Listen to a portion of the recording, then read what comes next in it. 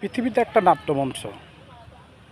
এই পৃথিবীতে এসে মানুষ নাটকের মঞ্চে যার যেমন অভিনয় সে করে যায়, কিন্তু অভিনয় শেষে কারো আর কোনো টাইম থাকে না।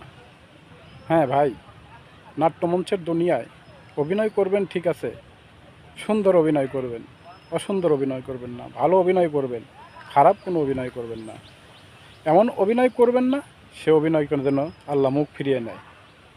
এমন অভিনয় করবেন আল্লাহ যেন আপনার পাশেই থাকে, আল্লাহ যেন আপনাকে ভালোই বাসে। এটাই হলো আপনার সঠিক অভিনয়। এই অভিনয় করে যে যেতে পারবেন, হয়তো সে রাসূলের ভালোবাসা পাবেন, আল্লাহর নৈকট্য লাভ করা আপনার দ্বারাই সম্ভব হবে। তাই আমরা বলবো, এই নাট্যমঞ্চে অভিনয় আমরা করব, যে অভিনয় করব সেটা যেন আল্লাহবাদী, রাসূলবাদী হয়।